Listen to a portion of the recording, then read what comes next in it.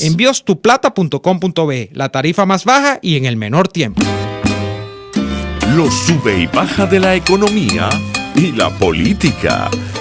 Los que dicen y no hacen. Los que se contradicen. La actualidad más candente. Lara y Hernández ya están aquí. Ellos no saben nada y así nos va. Conciudadanos, bienvenidos a una nueva emisión de su programa favorito de esta hora. Damos comienzo a una nueva jornada de lucha por la opinión libre y la información transparente a través de estos, los micrófonos de su RCR 750 AM, donde lo bueno une. A partir de este momento, como todos los días, estamos trabajando para ustedes desde la Gerencia General de la Estación Jaime Nestares, en la Gerencia de Producción Wilix Arcaya, en la producción Kenger Jaramillo, en los controles César González y en la conducción Daniel Lara y quien les habla, Neomar Hernández.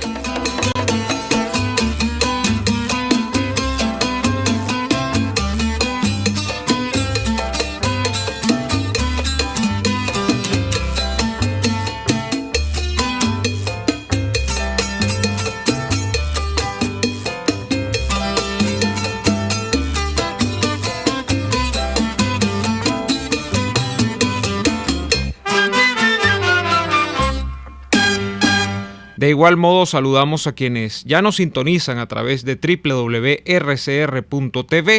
porque estamos en la radio que se ve. También nuestro saludo a quienes nos ven a través de Periscope. Nuestra cuenta en Periscope es @rcr750.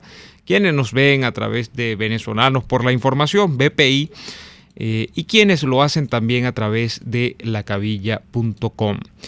Dicho esto, y antes de arrancar el programa, un servicio público para el señor Crispín Alcalá, paciente Crispín Colina, una paciente que tiene quemaduras importantes, está hospitalizado según entiendo, y requiere el antibiótico ciprofloxacina en presentación inyectable, ciprofloxacina o similar, dice acá, inyectable. Si usted puede, comuníquese con la señora Emilia Alcalá, que es la persona de contacto, si puede ayudar a Crispín. El número de teléfono es el 426-914-0451. Lo voy a repetir, 0426-914-0451. Bien, una noticia para arrancar este programa. Bueno, no, tenemos ya a Daniel antes de que leamos la noticia y la podemos analizar en conjunto. Daniel, buenas tardes, ¿cómo le va? Buenas tardes, Neomar. No, pero lea la noticia porque me deja entonces a la espera, me deja en suspenso. No, que estaba viendo aquí lo que había pasado en la Asamblea Nacional y entonces ¿Qué dice, pasó? El bloque constitucional advirtió que en enero próximo, cuando se inicie un nuevo periodo constitucional, no habrá persona electa para tomar posesión del cargo de presidente de la República, ¿no? Y me pongo a pensar, por supuesto, en el 10 de enero del año 19, el año próximo, bueno, ¿qué va a pasar, no? Porque de alguna manera los venezolanos en los últimos años, y sobre todo después de que Maduro le ganó, entre comillas, las elecciones a Capriles en el año 13, hemos vivido como que de postergación en postergación de la esperanza, ¿no? En algún momento se pensó, con el tema de la salida, en el año 14, bueno, que las bases de sustentación de Maduro se venían a pique y que un movimiento de calle que en ese momento no acompañó toda la oposición, sino que una parte de ella, Leopoldo López, María Corina y Ledesma, bueno, podían echar abajo lo que quedaba, porque así se pensaba, lo que quedaba del régimen chavista que había heredado Maduro. Y bueno, eso no pasó. Llegamos al año 15 y entonces la oposición logró unirse, yo diría que electoralmente de manera perfecta, ¿no? Porque tenía tiempo la oposición que en términos electorales no se lograba unir perfectamente. Antes había siempre uno por allí que se lanzaba aparte y todo lo demás. Bueno, y se logró lo que se logró en diciembre del año 15 y se dijo ahora sí. Entonces se instauró la nueva junta directiva que capitaneaba Henry Ramos Alú en el año 16, se le puso plazo en unos meses al mandato de Maduro y a su salida del poder y casi que se le dio un ultimátum. Pasó lo que pasó. Se encontró la oposición en el año 17 con una línea dividida nuevamente entre ir o no ir a votar. Hubo unos que se lanzaron alcaldes, también se lanzaron a gobernadores, pasó lo que pasó. Bueno, y se dijo, bueno, no, ya el régimen ahora sí está más débil. No sé qué. Entonces, ahora llegamos al año 18, se demostró con todo lo del año 15, lo del año 17, con las elecciones de alcaldes y de gobernadores, entre comillas, que la línea electoral estaba medio muerta. Bueno, no, unos que insistieron, en mayo uno que se lanzó a presidente, supuestamente que iba a cobrar, porque ahora sí era a cobrar Venezuela, como decía Zulbarán. Y bueno, ese a cobrar Venezuela del cobrador Falcón, yo todavía no sé ni siquiera dónde está el cobrador, porque yo Falcón tengo rato que ni lo veo, ¿no? Entonces, de repente cobró, pero uno no sabe. No, el punto acá, Daniel, es que entonces nosotros, los opositores a este gobierno, hemos vivido, en alguna medida, de tanto en tanto postergando la esperanza para, por supuesto, no deprimirnos, para, por supuesto, no encamarnos, para, por supuesto, no caer en una ola de depresión masiva y todo lo que eso conlleva. Pero habrá que ver, ¿no? Porque el tema del 10 de enero tiene más que una connotación nacional, una connotación internacional, que es la que yo creo que ahí es donde se apunta bien, cuando se dice, bueno, desde afuera a Maduro no se le va a reconocer. Ahora, todo queda en verse a propósito de si lo que han dicho la Unión Europea, los Estados Unidos y estos voceros, cancilleres y representantes diplomáticos de otros países va a pasar al plano de las acciones, porque si esto va a ser una colección o una colcha de retazos de declaraciones de prensa, como a veces sí se ve que hacen voceros internacionales, bueno, seguiremos en lo mismo. Entonces después dirán que después del 10 de enero Maduro allí, porque Maduro no va a soltar el poder el 10 de enero, eso lo tiene que tener todo el mundo muy claro. Maduro le da igual, el tema de Maduro no es un tema de legitimidad, ni siquiera de legalidad, porque ahí sabes que hay legalidad y legitimidad, ninguna de las dos. O sea, las elecciones fueron ilegítimas y fueron ilegales también, las elecciones esas en las que él se religió. Pero no es ese el tema acá es que este es un proyecto de poder, que ya yo digo que no es ni siquiera un proyecto, sino que es una ejecución de poder que ya no obedece a ese patrón. Entonces, el hombre está asentado. El tema es si desde afuera eso va a tener implicaciones después del 10 de enero. Yo no sé, yo no voy a decir que no, porque no hemos llegado al 10 de enero. Habrá que ver, ¿no? Pero hemos vivido en eso. Hemos vivido pensando como en las fechas de caducidad del producto. Y el producto, bueno, no termina de empicharse, ¿no? Bueno, fíjate que yo pienso, Neomar, que nosotros de alguna manera el gran problema que tenemos y que hemos tenido durante estos 20 años en la construcción de esa falsa oposición, ¿okay? Es su principal alimento y combustible, que le ha servido de mucho a la construcción del sistema chavista, porque el sistema chavista es el régimen y la falsa oposición, es un sistema. Fíjate un comentario que nos llega aquí a través de nuestro chat en YouTube. Aquí dice el señor o alguien que se hace llamar Carlos A. Romero. Dice lo siguiente: por eso es que no cierran RCR. Ahí viene el escardillazo de Daniel contra la oposición. Bueno, él va allí, eso es un falso ciudadano. O sea, un falso ciudadano es aquel que cree, ¿verdad?, en que cuando un periodista le hace una pregunta a Donald Trump y Donald Trump se niega a respondérsela, a Donald Trump es un tirano, un bicho feo. Pero cuando uno le reclama a un diputado opositor que responda si votó o no votó contra Zapatero, entonces uno es un tarifado, uno está lanzando escardillazos y uno está dividiendo la oposición. Entonces, en ese grado de análisis, para no caer en los adjetivos, en ese nivel de análisis es en el que están estos personajes que de verdad creen que hemos pasado 20 años soportando este régimen porque lo hemos hecho demasiado bien. O sea, es que lo hemos hecho tan bien, o sea, la dirigencia política lo ha hecho tan bien durante 20 años, o sea, son tan exitosos que tienen 20 años siendo opositores. Además de eso, hay otra cosa que decir, que hay unos personajes que han estado estos 20 años en la dirigencia opositora y no han perdido ni un kilo, ni han perdido un centavo de sus cuentas. Y entonces aquí van a decir, bueno, ya la vas a agarrar con Ramos Alú. Pero mire, ahí está. O sea, el señor Ramos Alú estaba en el viejo Congreso de la República en el 98 y está en la actual Asamblea Nacional. O sea, eso no lo estoy inventando yo. Ese señor está allí. En la dirigencia opositora sigue estando Eduardo Fernández. En la dirigencia opositora sigue estando Enrique Capriles, que era el presidente del Congreso en el año 98, hace 20 años. Entonces, en la dirigencia opositora, en esa dirigencia opositora, donde todo el mundo es, o sea, no se puede criticar a nadie, porque si uno los critica, entonces uno es un tarifado, uno está al servicio de unos supuestos delincuentes financieros, que estoy tratando todavía de que Rafael Polio me diga qué significa el delincuente financiero y quiénes son, o que uno está... o que uno sufre de algo. Hay una nueva enfermedad que han dado esta gente que se ha inventado eso que llaman la neolengua, ¿no? A que cuando tú le exiges a tus dirigentes que te rindan cuentas, como cualquier dirigente de elección popular en el mundo, cuando tú le exiges que te rindan cuentas, ¿qué has hecho tú durante tu periodo? ¿Por qué estás votando tú y por qué has votado de esa manera? Uno sufre una enfermedad llamada supremacía moral. Un supremacista moral. Entonces, imagínate tú, Neymar, que un representante o un senador de los Estados Unidos se niegue a decirle a un elector, cuando este elector le pregunta por quién votó o por quién va a votar en determinada postura, se niegue a decirle por quién va a votar o por quién votó y le diga, no, tú lo que eres un supremacista moral. Bueno, hasta ahí llega la carrera de ese político. Claro, porque estamos hablando de países donde el concepto de ciudadanía ha llegado a otros motivos. Mira, yo voy a poner 3 ejemplos, hermano.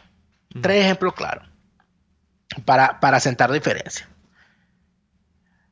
Aquí en Alemania, para poner un ejemplo cercano, el secretario general del Partido Socialdemócrata, que es un partido que está venido a menos, igualito que los partidos socialdemócratas en todas partes del mundo, el señor dijo que como tenía votos suficientes para apoyar a Angela Merkel para que volviera a constituir gobierno, él la iba a acompañar. Y además de eso, él pretendía ser ministro de ese gobierno. Y la dirigencia de su partido, los votantes de su partido, la militancia de su partido, le exigió que sometiera el acuerdo a votación interna, que lo sometiera a un referendo. Y el tipo no solamente lo sometió a referendo, y ganó, sí. Ganó la opción de apoyar a Angela Merkel porque la alternativa era ir a las nuevas elecciones. Eso sería una nueva gastadera real. Y aquí la gente cuenta cada moneda que se gasta. Sino que le dijeron también al señor, sí, muy bien, apoyemos con los diputados que tenemos en el Parlamento la opción de un nuevo gobierno de Angela Merkel, pero usted no va a ser ministro. Salió el señor secretario general del SPD alemán a decir, no, yo voy a ser ministro porque ustedes lo que me están criticando son supremacistas morales. Por favor, el señor acató. El otro ejemplo, el caso de el jefe del gobierno británico que sometió a referendo la permanencia de la Gran Bretaña dentro de la Unión Europea. El señor sometió el tema a discusión, él defendía la opción de quedarse en la Unión Europea y la gente dijo, no, vámonos de la Unión Europea. ¿Y qué hizo el señor? Renunció al cargo de presidente del gobierno y renunció a la dirección de su partido y además de eso, para remate de colmo, se retiró de la política. Salió el señor a decir, me voy o no me voy a ir porque eso que me está criticando son unos supremacistas morales. No. Tercer ejemplo, Neymar. En los Estados Unidos, el hermano menor, ya recientemente fallecido, por cierto, el menor de la saga de la familia Kennedy, que intentó ser candidato presidencial en determinado momento, el último que intentó, le salió un escándalo de su juventud, con la muerte de una muchacha, un incidente bien extraño, donde parece que el señor tuvo que ver, pero no tuvo que ver, pero su gran problema fue que se escapó del sitio donde ocurrieron los hechos. Bueno, el señor se le acabó su carrera y tuvo que conformarse con ser un diputado más, un representante. ¿Cómo no? Que se murió en el cargo, sí. Pero no pudo optar nunca más a ser presidente, porque cada vez que asomaba la cabeza, le sacaban el expediente. Acuérdate de Chappaquiddick, era que era la localidad donde ocurrió el asunto. El incidente de Chappaquiddick. Salía él a decir, no, un momento, los que me acusan a mí de esas cosas son unos supremacistas morales. Y yo por lo tanto no le voy a hacer caso. No. Entonces, estoy poniendo 3 ejemplos. Un ejemplo, Neymar, de un ministro japonés. Y creo que es necesario poner el ejemplo. Por ejemplo, para que esta clase política diminuta, enana, de tamaño de hormiga, bachaquerística, o sea, microscópica, bacterial, entienda de lo que se está hablando aquí. Hubo un ministro japonés que estaba dando una rueda de prensa en un foro internacional, y el señor se quedó dormido durante la rueda de prensa. Y él hablaba y no podía mantenerse en pie, como si estuviese bajo los efectos de algo. En efecto, que el señor después contó que él estaba bajo los efectos de un medicamento, y que bajo los efectos del medicamento le dio somnolencia, y que por eso tenía el estado que tenía. Y después de dar esa explicación, renunció al cargo. El señor le dijo a sus críticos que eran unos supremacistas morales y que le iba a permanecer en su cargo. No, el señor se fue porque sabía que había cometido un error y que la opinión pública se lo estaba reclamando. ¿Qué es lo que ocurre en Venezuela? No. En Venezuela tú puedes meter la pata 50 veces y si te critican, tú eres un enemigo de la unidad. En Venezuela tú puedes meter la pata 50 veces y te puedes retratar con el régimen al cual dices combatir. Y después cuando salen y te critican, dicen, bueno, pero un momentico, sumas, no restes. En Venezuela, esta dirigencia pretende equivocarse una y otra y otra y otra vez y que la gente aguante callada y que no la critique.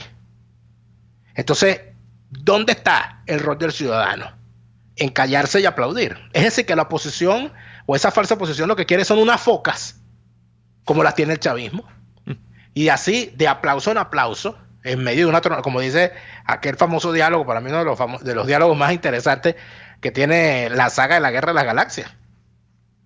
Cuando la reina Amídala se da cuenta de que se ha acabado la república y la señora dice, bueno, y así es como se acaba la libertad, en medio de un aplauso atronador.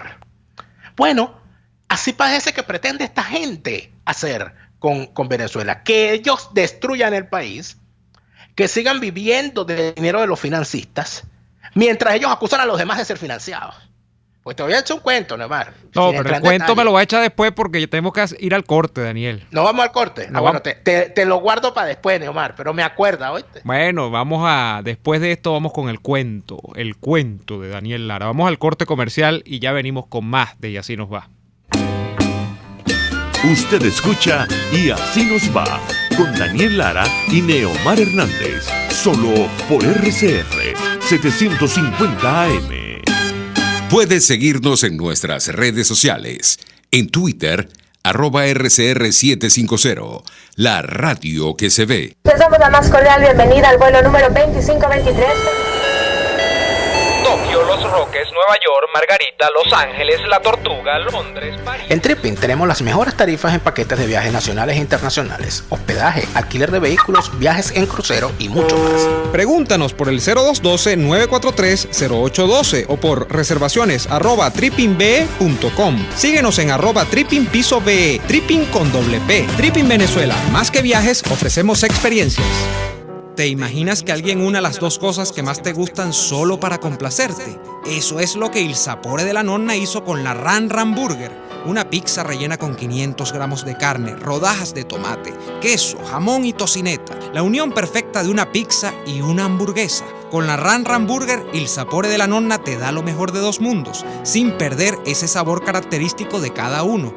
No pierdas tiempo y búscala en la Avenida Victoria, muy cerca de la bomba de gasolina Guayana. Il Sapore della Nonna, el sabor de Italia en Caracas. Moisés Naim en Efecto Naim. Hola, soy Moisés Naim desde Washington. Conéctese a rcr.tv. También nos puede seguir por @Efecto Naim en Twitter. Y estamos en Facebook y en Instagram. Y no olvide que puede disfrutar todos los contenidos del programa cuando usted quiera, suscribiéndose a nuestro canal de YouTube. Nos vemos en la radio.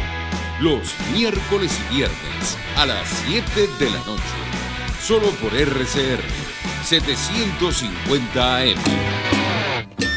Les estamos presentando Y Así Nos Va, cuando se tiene algo que contar, con Lara y Hernández, solo por RCR 750 AM.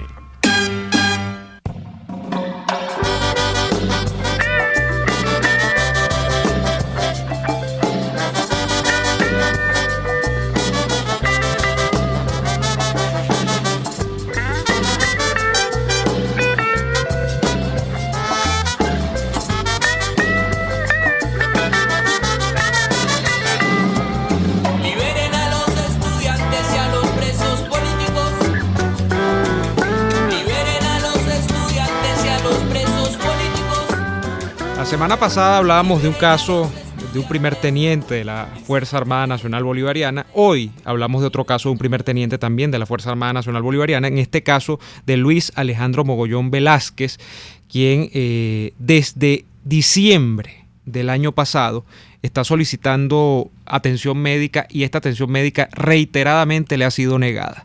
Para abordar en profundidad este caso tenemos hoy con nosotros a su hermana, Gabriela Mogollón, quien ya nos acompaña en la línea telefónica. Gabriela, buenas tardes.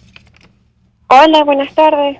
¿Cómo le va? Placer. Muy bien, gracias a Dios. Un placer estar de nuevo con ustedes.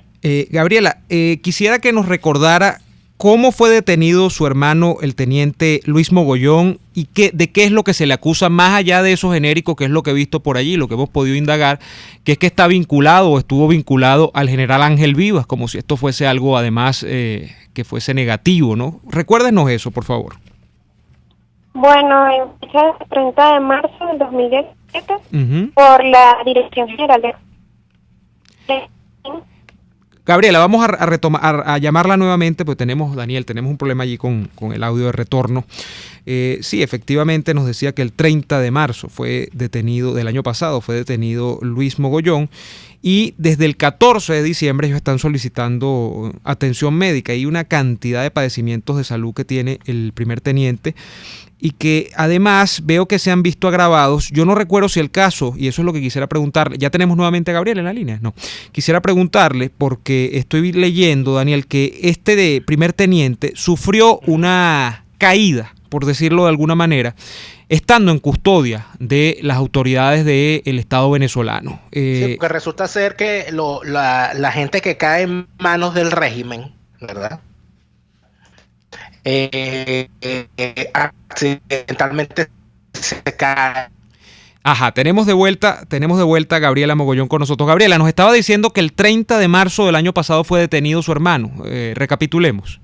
Correcto, fue detenido por la Dirección General de Contrainteligencia Militar, el DIGESIM, de manera arbitraria en la Brigada 35 de la Policía Militar, ubicada en Fuerte Tiuna, donde él trabajaba. Tenía 2 minutos de haber entregado guardia ese día que lo fueron a buscar. Sin contar sin previo aviso ni nada, simplemente lo fueron a buscar y se llevaron detenido. Sí, Gabriela, el motivo de la detención, en el momento cuando a él se lo llevan, ¿cuál es qué es lo que terminan argumentando estas autoridades para llevárselo detenido?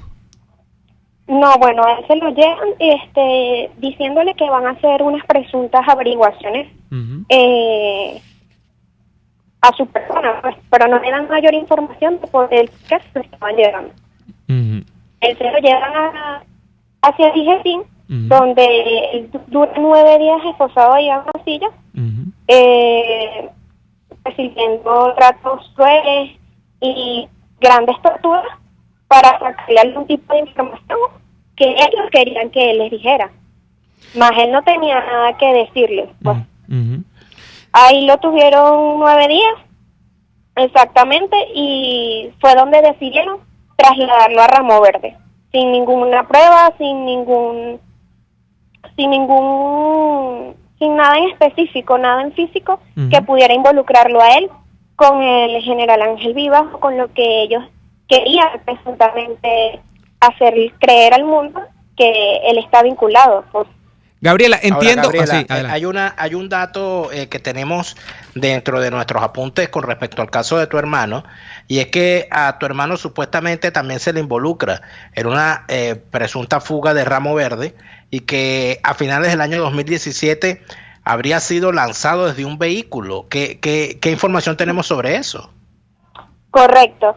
El 30 de noviembre del año pasado venía de regreso de su audiencia preliminar, en la cual fue diferida nuevamente, y se suscitó una supuesta fuga, en la cual él fue lanzado del vehículo donde se trasladaba de los tribunales a Ramo Verde. Él ahí sufre una lesión cerebral focal con hematomas intracraneales, una fuerte contusión cerebral y con alteración de la barrera hematoencefálica.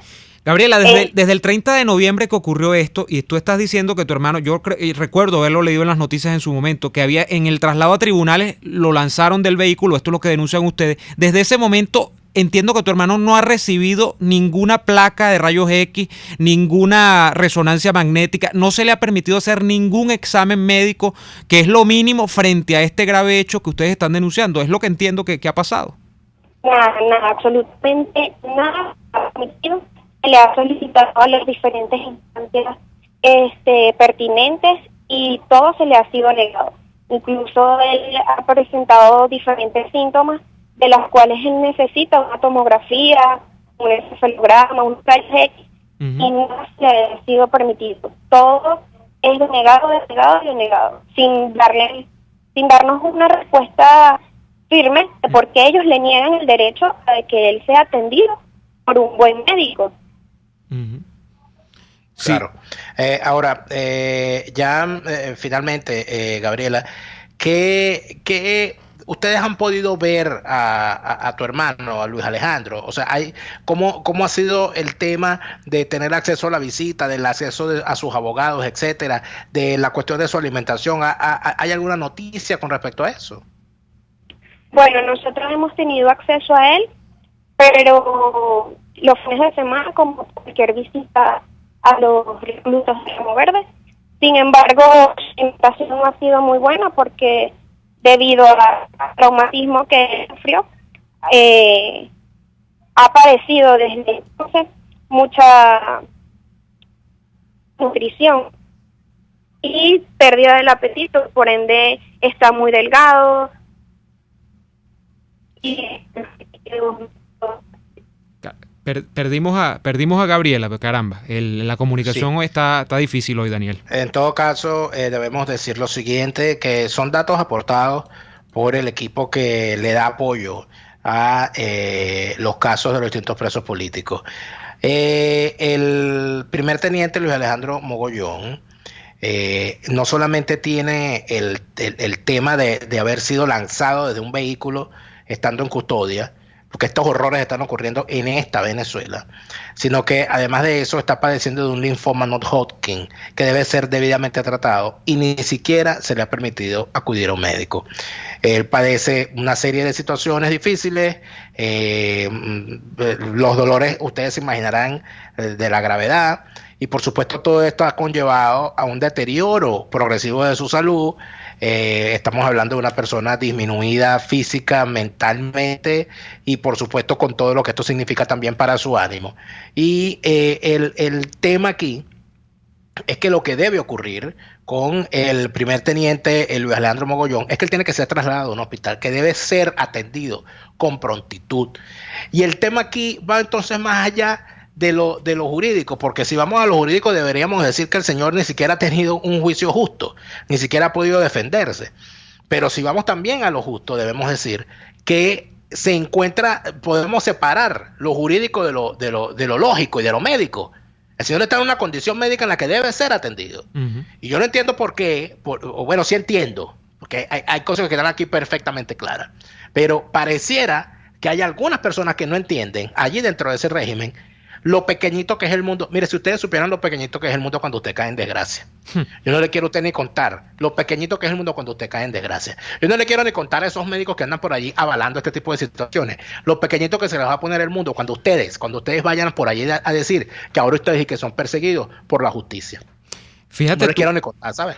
Datos sobre este caso cuando ya nos tenemos que ir al corte. Son 24 los diferimientos que ha tenido la audiencia preliminar del primer teniente Luis Alejandro Mogollón. 24 ya. El de hoy, creo que hoy le correspondía nuevamente ir a tribunales en la Corte Marcial, porque es un caso de justicia militar.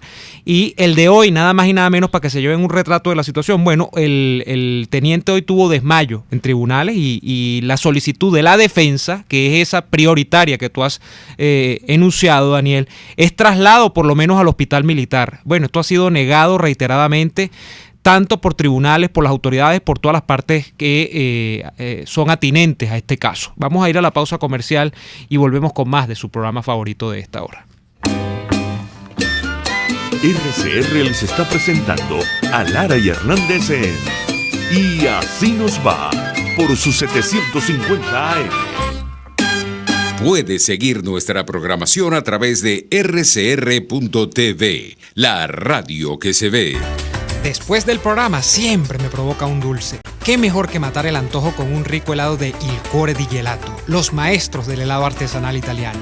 Las bajas de azúcar tienen remedio con los ricos helados que preparan en Il Cuore di Gelato. Stracciatella, brownie, amarena, Nutella, chiclet y un sinfín de sabores impresionantes. Visítalos en el nivel feria del Centro Comercial Multiplaza El Paraíso, frente a las escaleras mecánicas. Il Cuore di Gelato, helados que llegan al corazón.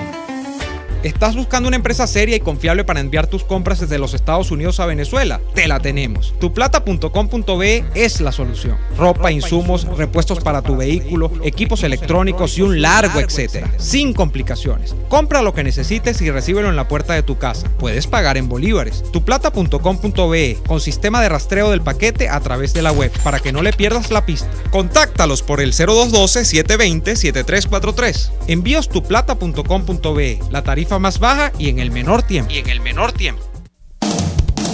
RCR 750 AM, porque lo bueno une.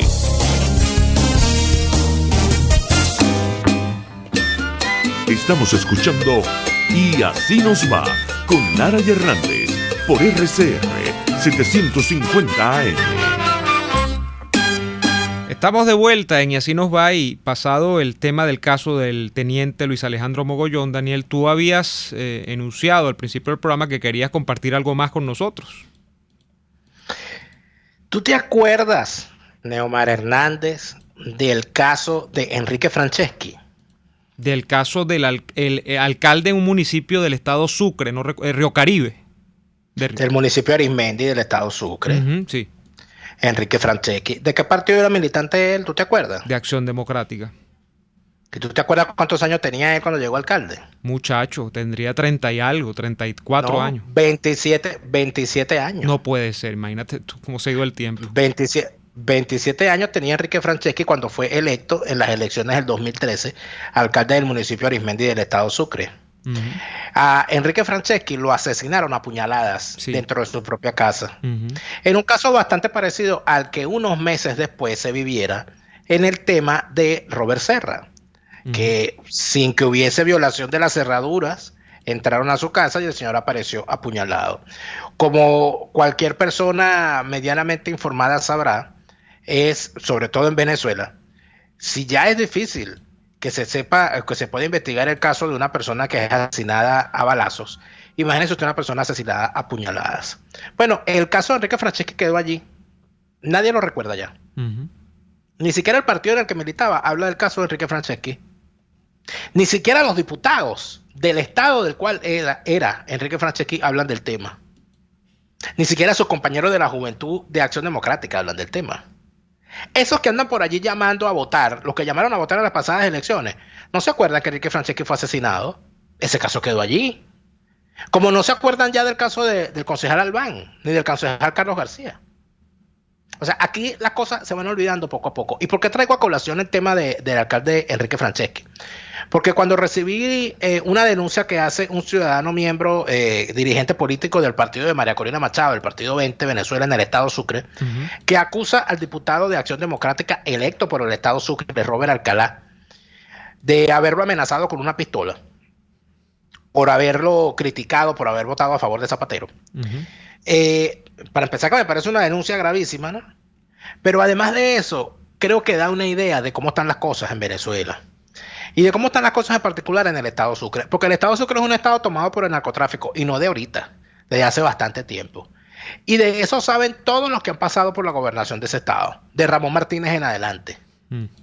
Y cuando se hace una revisión del caso, y cuando se hace una revisión de todas estas cosas, y a ti te cuentan que en un estado tomado por el narcotráfico como es el estado Sucre, un diputado le sacó una pistola a un dirigente político que lo criticaba, esto ni más ni menos que te lleva a ti al Medellín de los años 80.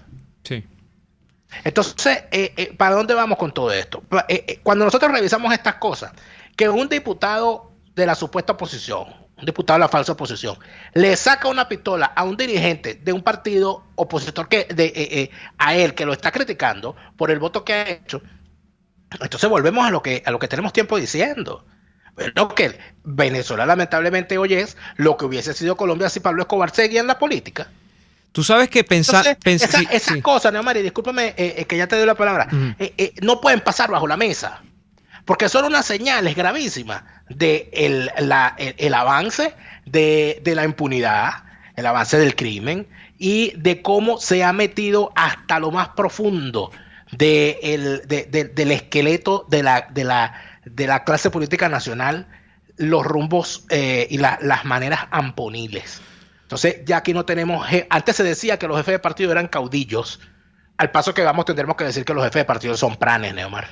A eso iba, fíjate tú. En tiempos pretéritos se decía, y sobre todo cuando aquí surgió el fenómeno de la descentralización político-administrativa, es decir, de la elección directa de los gobernadores y luego, por supuesto, los alcaldes también en cada una de las entidades federales del país, se dijo que había feudos, por ponerle una palabra muy genérica, como se habla de caudillos tan alegremente, y decir que algo es un feudo es como muy difícil, ¿no? Porque tendría que haber una relación feudal allí, pero se decía que los partidos tenían feudos en determinados estados.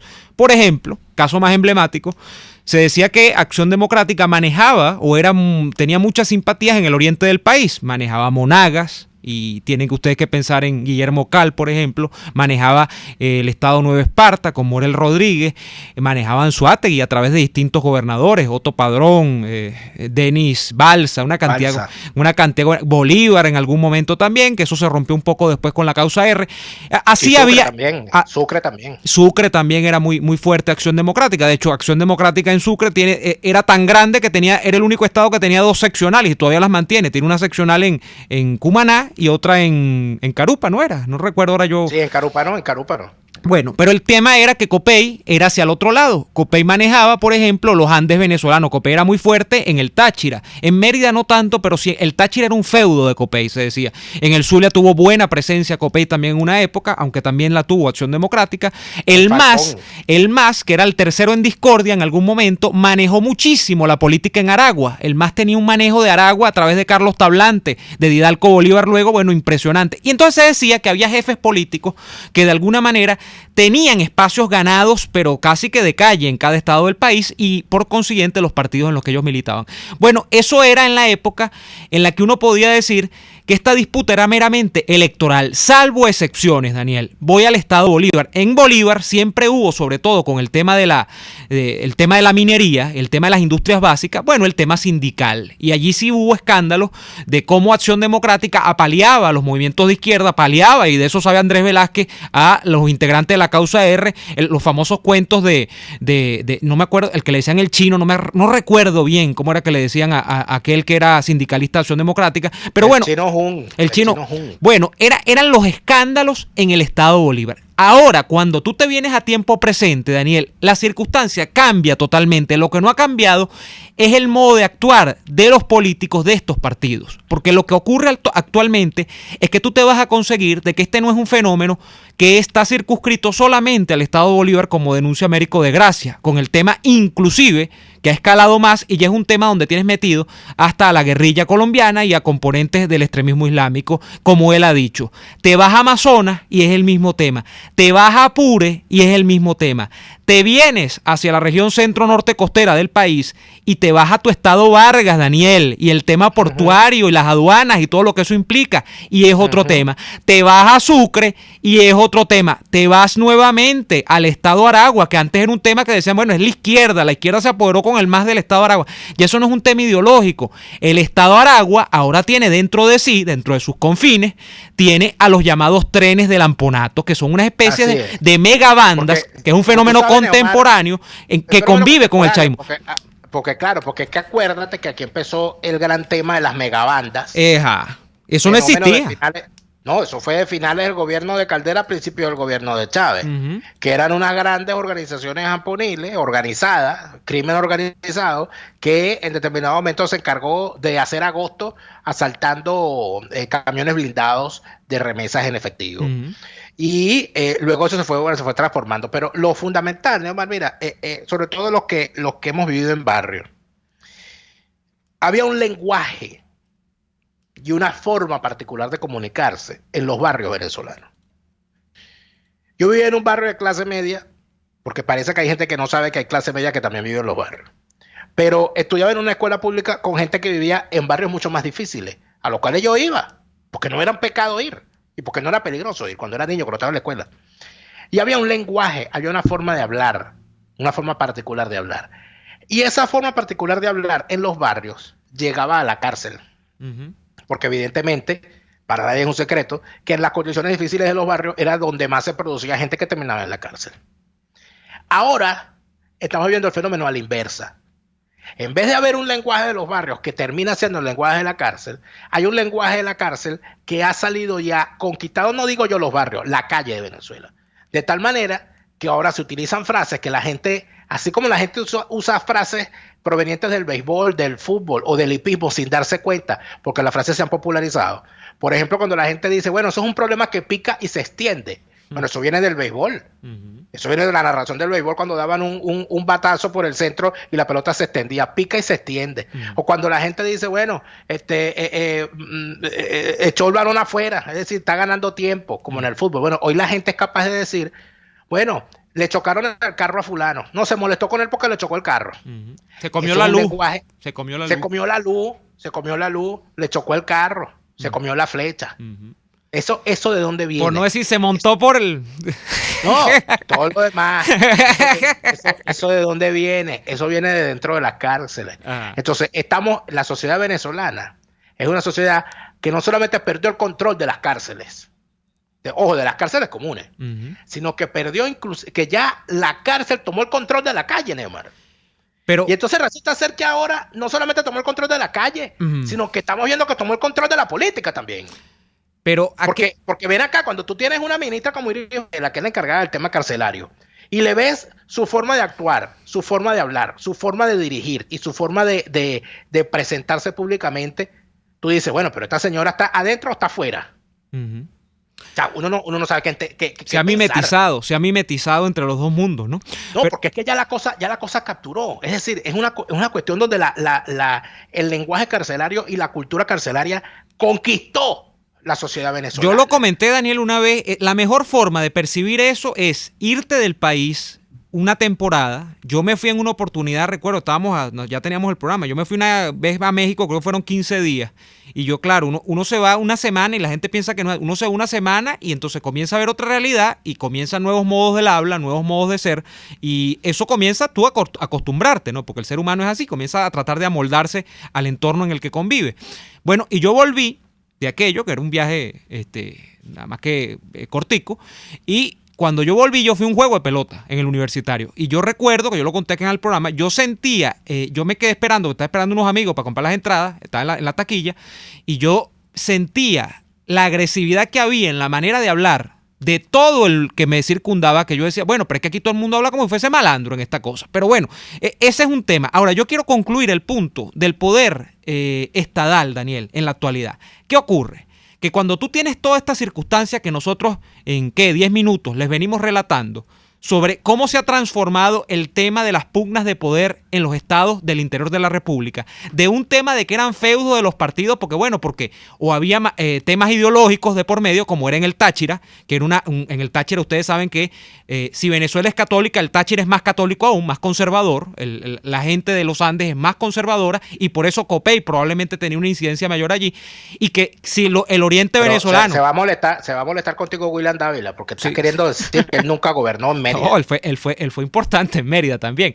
Pero fíjate, en Oriente, bueno, el tema de esta cultura un poco más caribeña, más dicharachera, muy parecida a la deco arquetípico, ¿no? Y por eso quizá tenía esa proyección tan importante allí. Pero si eso era así en un momento, hoy no tiene nada que ver con eso. Hoy tiene que ver... Y aquí es cuando usted entiende por qué a Andrés Velázquez le robaron la gobernación de Bolívar y por qué hay gobernaciones que, mire, mi hermano, ni que usted duplique en un proceso electoral limpio la votación del chavismo, se lo van a entregar. Bueno, ocurre justamente esto, que son fenómenos de enclaustramiento de clanes y de megabandas, no solamente del ámbito delincuencial, sino del ámbito político también.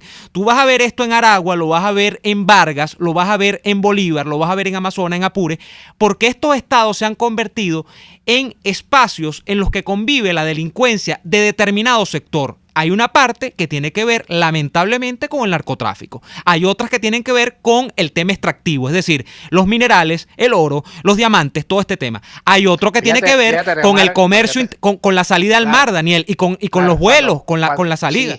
Sí, cuando ya tenemos que ir al corte, Neomar, el primer gobernador que yo recuerde, antes de que inclusive explotara todo el tema del arco minero, se apoderó de canteras de minerales no preciosos para la explotación exclusiva de él, fue García Carneiro en Vargas. Ah, bueno.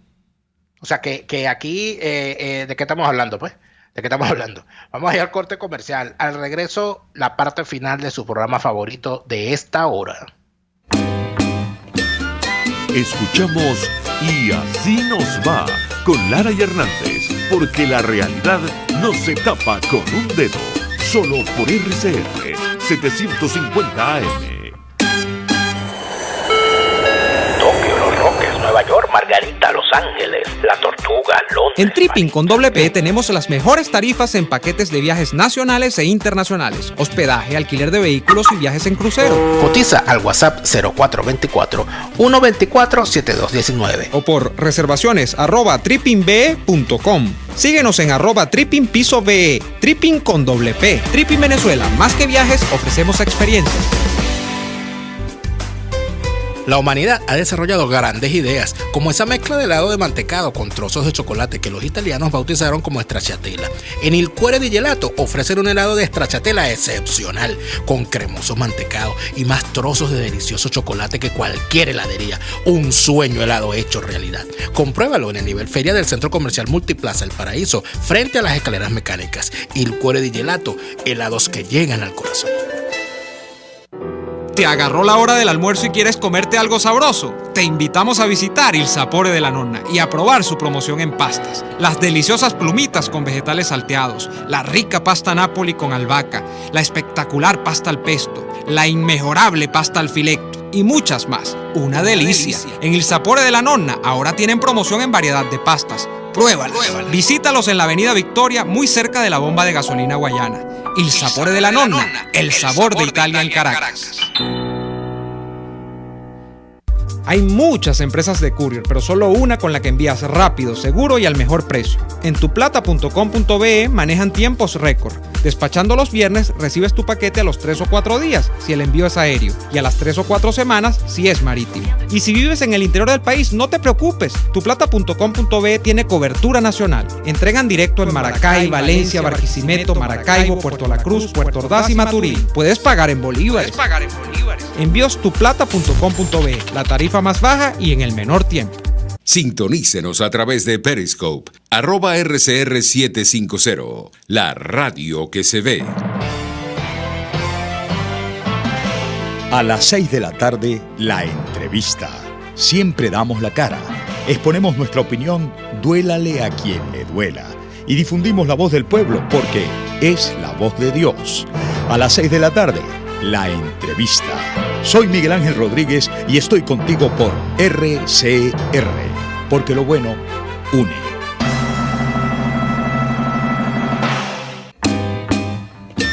Les estamos presentando Y Así Nos Va, cuando se tiene algo que contar, con Lara y Hernández, solo por RCR 750 AM.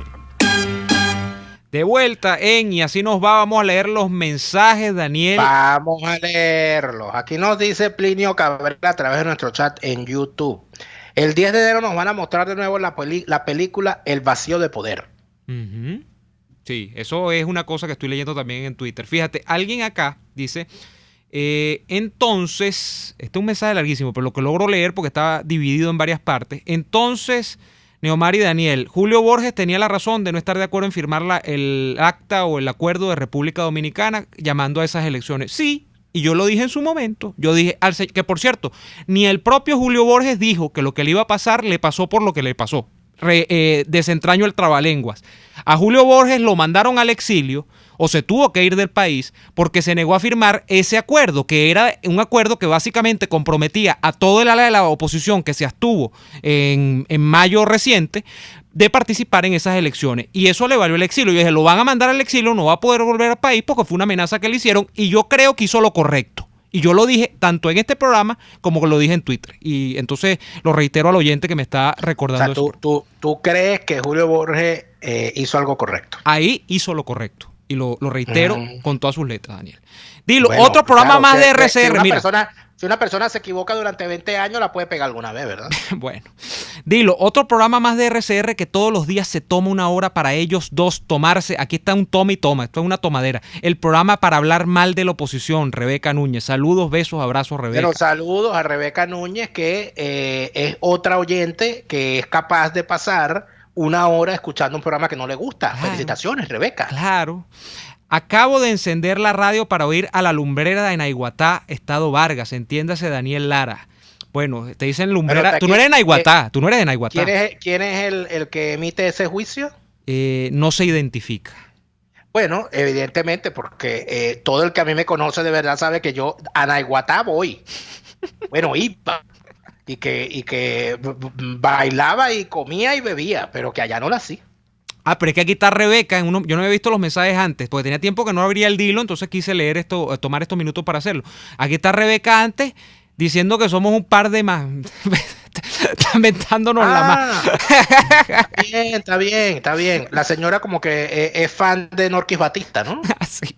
Oye, Norquis tiene un repertorio, nada más a Norquis le gana en el repertorio de insultos. Te voy a decir quién le gana a Norquis Batista en el repertorio de insultos. Rafael Poleo, es el único que le gana, es campeón indiscutido. Oye, pero qué forma de comparar a esa pobre muchacha, ¿verdad? Rafael Poleo me mandó 2 insultos, no me los mandó a mí, pero, o sea, utilizó una respuesta, un tuit que yo le envié para ponerlos a rodar. 2 insultos buenísimos. Señoritingos ociosos y me apilas fariseos. Bueno, así le digo. Así. Bueno, tú eres ahora el señoritingo Neomar. El señoritingo. De una vez tenemos que... Bueno, Daniel. Tenemos que decirle a nuestros oyentes de una vez, tenemos que anunciarles, ¿verdad? Que durante los próximos días vamos a estar en unos programas especiales grabados, porque lamentablemente tenemos unos compromisos, tanto Neomar como mi persona, pero no queremos dejarlo sin el programa tal cual como lo queremos hacer. Entonces vamos a tener unos interesantes programas grabados el día de mañana miércoles, el día jueves y el del viernes. No se preocupen que va a haber rocola, que la rocola, puede faltar cualquier cosa, menos la rocola. Así que tranquilos que estaremos miércoles, jueves y viernes con ustedes grabados y regresaremos en vivo el día lunes. Así que calma, pueblo. Bueno, nos reencontramos en vivo el día lunes. Que les sea leve esta leve ausencia también. Señoritingas y señoritingos, hasta el lunes en vivo. Por hoy termina Y Así Nos Va. Síganos en Twitter en @y así nos va, @delaraf y @neoadolfo. RCR 750 AM. RCR presentó Y Así Nos Va, una producción nacional independiente de Neomar Hernández, certificado número 25178, para dar cumplimiento al artículo 14 de la Ley de Responsabilidad Social. Este programa fue presentado por Trip in Venezuela. Más que viajes, ofrecemos experiencias.